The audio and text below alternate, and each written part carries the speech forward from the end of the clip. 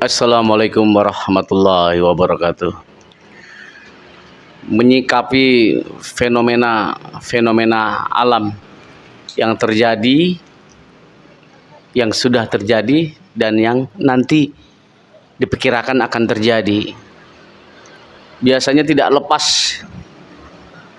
suatu negeri mengalami krisis atau kejadian itu tidak terlepas dari pelaku-pelaku, ya artinya para pemimpin dan pada para masyarakatnya. Jadi kalau dilihat 2022 awal Agustus ini ke depan akan banyak terjadi krisis, ya yang sudah jelas nyata, krisis ekonomi lah pasca Covid. Dan ini merata secara dunia. Tapi imbasnya bisa kemungkinan negeri kita ini menjadi salah satu yang terberat karena banyak faktor selain krisis ekonomi. Kemungkinan krisis kepercayaan antara masyarakat dengan masyarakat yang lainnya, atau kelompok masyarakat dengan kelompok masyarakat lainnya, dan kemungkinan juga antara yang menjalankan pemerintahan dengan masyarakatnya. Jadi tanda-tanda alam itu sudah kayak tidak harmonis lagi, tidak selaras lagi dengan manusia, khususnya ya yang ada di negeri kita. Karena alam semesta itu atau alam itu sudah jadi mutlak dengan karakternya, dengan sifatnya diciptakan, tapi beda dengan manusia.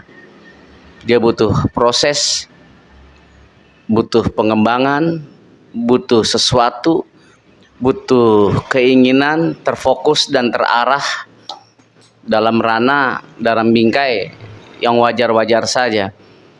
Kalau kejadian di suatu negeri sudah penuh dengan ketidakwajaran, yang jujur disalahkan, yang pembohong dibenarkan, selalu memutarbalikkan fakta, yang terjadi imbasnya, efeknya terhadap negeri keseluruhan itu sangat dahsyat. Jadi diperkirakan di ujung tahun 2002 antara Oktober, November, ya kemungkinan sampai Desember, itu bencana di mana-mana. Atau mungkin ada sesuatu kejadian yang besar dalam sejarah bangsa ini atau negeri ini. Nah, kita coba berharap segala sesuatu yang bisa diperbaiki, kita perbaiki. Kita berharap dan berdoa segala sesuatunya nggak terjadi. Kita berharap sesuatu yang terjadi dengan negeri kita tercinta ini selesai dengan cara yang baik. Jadi bukan mendahului, segala sesuatu tuh ada tandanya walaupun nggak berarti mutlak. Ya mendung juga nggak berarti selamanya turun hujan. Tapi yang umum mendung itu rata-rata hujan akan turun. Pertanda hujan akan turun. Apakah ada peristiwa yang sifatnya politik? Ya, ada. Apakah ada peristiwa yang sifatnya ekonomi? Ya sedang berlangsung lah ekonomi kita. Semuanya berkaitan. Atau kok alam semesta ini sudah nggak bersahabat lagi dengan kita? Ya kita harus merujuk ulang. Kita perbaiki karakter diri kita masing-masing. Kita mulai peduli dengan sesama tanpa hujatan, tanpa makian. Hiduplah dengan damai sehingga alam ini pun ikut merasakan, atau kita sebaliknya saling merasakan. Karena alam nggak bisa terlepas dari manusia, manusia tidak terlepas dari alam. Jadi kayak apapun yang diyakini oleh masyarakat, apapun yang dirasakan oleh masyarakat banyak tentang keyakinan dia, tentang rasa dia, itu akan terwujud dalam bentuk yang nggak enak kalau keyakinan itu nggak enak. Jadi kalau kita bisa kasih contoh soal apa kaitannya keresahan penduduk negeri secara universal atau secara global kepada negeri yang dia tempati. Jadi misalnya begini, ini semacam energi apa ya, getaran tarik menarik lah. Itu kan salah satu hukum alam. Apa yang kita pikirkan, apa yang kita yakini itu akan terwujud. Jadi perlunya kita berpikir baik. Kalau dalam bingkai agama, berprasangka baik. Segala sesuatunya baik, insya Allah akan kembalinya baik. Jadi kita kasih contoh apa kaitannya ketika keresahan penduduk negeri ini makin menjadi-jadi, merasakan kesenjangan sosial yang jauh, ketidakadilan atau kesejahteraan yang jauh dijanjikan para pemimpinnya. Ketika kita masuk satu kampung atau satu daerah, kita bisa melihat merasakan kedamaian yang hanya perasaan aja yang tahu gitu. Apa keadaan satu tempat atau satu daerah itu hidup dengan damai dan sejahtera, ya itu mungkin salah satu faktornya dapat kita rasakan kedamaian yang sifatnya batin. Dan apa hubungannya? Ya hubungannya begini, kalau satu tempat satu daerah penduduknya satu dua atau sedikit orang meyakini ada tempat-tempat sakral, ya katakanlah pohon bambu besar lah, diyakini itu sakral, tapi sedikit orang atau segelintir orang yang mempercayainya, kayaknya tempat itu nggak terlalu sakral, bisa cenderung biasa-biasa aja. Tapi ketika satu daerah, satu kampung, satu tempat meyakini kalau pohon bambu itu begini atau begitu, itu biasanya akan terwujud. Karena apa? Ya itu keyakinan dia menjadi keyakinan kolektif yang bentuknya itu. Jadi semacam satu kekuatan yang sifatnya bisa mewujudkan sesuatu kekuatan yang sifatnya tarik menarik. Ada tarik menarik gitu loh, ada hukum tarik menarik. Begitu juga dengan keinginan. Keinginan kan kalau banyak keinginan itu repot. Jadi kalau bicaranya kayak cita-cita, keinginan yang terfokus, keinginan yang sifatnya tidak dipengaruhi dengan alam bawah pikir, keinginan yang sifatnya tuh yang real, biasanya dia sudah tahu karakter dia sudah bisa mengenali diri dia. Jadi keinginan yang sifatnya nggak semua keinginan bisa terwujud kecuali dia mengenali diri dia. Jadi ada kebiasaan yang dia lakukan itu menentukan nasib dia. Jadi ada juga suatu kebiasaan itu yang menghancurkan hidup dia tanpa sadar. Karena kebiasaan buruk itu dia nggak sadar. Karena alam bawah pikir nggak mengenal baik dan buruk. Dia bicaranya kebiasaan. Biasanya dia nggak fokus. Mungkin dia stuck dengan masa lalu. Jadi semua cita-cita, semua keinginan, atau semua yang terfokus, apalagi yang kolektif dengan masyarakat, itu bisa terwujud. Jadi kayak seperti di Ronggowarsito, masa-masa kelam, masa-masa gelap akan terlewati dengan clue, dengan tanda-tanda begini, nanti akan lahir sosok pemimpin yang sifatnya begini.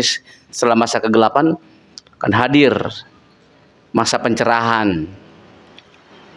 Jadi kehidupan yang berulang, roda itu berputar, zaman itu berputar. Dan ini sepertinya kita akan memasuki masa-masa itu. Jadi walaupun ini terjadi, ini hanya ramalan, walaupun tidak, ya bukan ranah kita, kita coba aja. Coba mengurai tentang tanda-tanda alam. Kalau memang terjadi, kita berharap dan berdoa dengan cara yang baik. terjadi perubahan yang sifatnya untuk masyarakat banyak, bukan segelintir atau sekelompok orang yang memetik keuntungan dari hasil perubahan tersebut. Apa kira-kira peristiwa yang besar? Peristiwa besar itu kemungkinan akan terjadi sesuatu perubahan yang ekstrim skala politik, secara politik.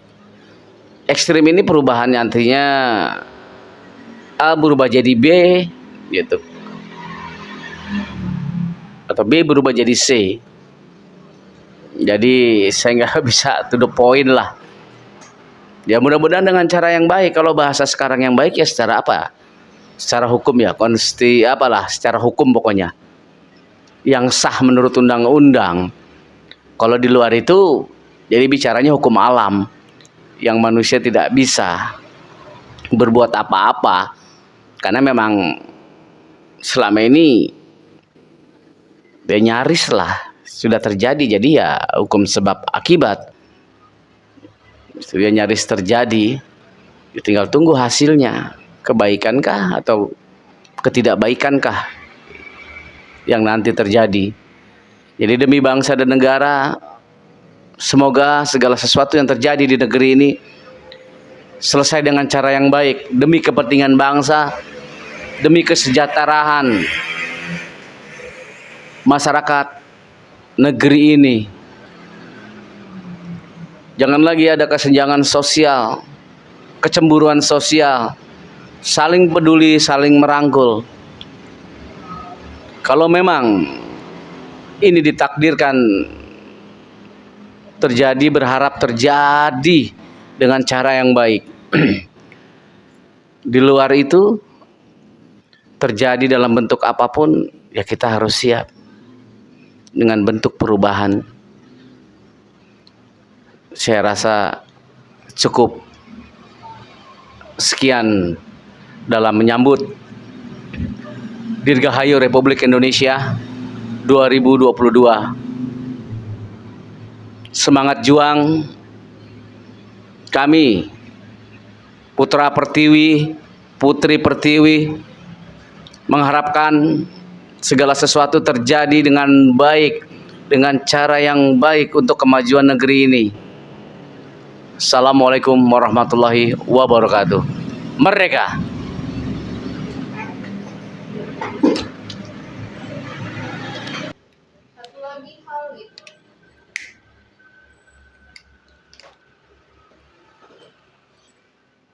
Ya, gimana? Lagi hal gimana tentang keadaan negeri kita di tengah krisis dunia. Oh iya tuh ada pertanyaan itu tadi. Ke negeri kita apa? Terus rakyat kan banyak yang menderita secara ekonomi. Itu juga ada kaitannya dengan para pemimpin. Ya kalau imbas secara dunia kan mungkin hampir rata. Cuman kita ya menurut pendapat ya boleh dong kita berpendapat, karena negeri ini negeri demokrasi katanya, bebas berpendapat. Jadi tanpa ada krisis global pun kita sudah bermasalah tanda kutip. Bermasalah tanda kutip ya mungkin secara ekonomi, secara terpecah belahnya bangsa antara kubu kiri, kubu kanan, A dan B. Dan nggak cepat move on, dan itu kan mempengaruhi semua ekonomi. Ditambah mungkin kinerja pemimpinnya kurang maksimal. Jadi bisa dikatakan imbasnya jangka panjang. Saya nggak bicara ekonomi secara data karena bukan kapasitasnya, saya gelap soal itu. Cuman yang dirasakan aja orang banyak lah. Saya bicara itu aja.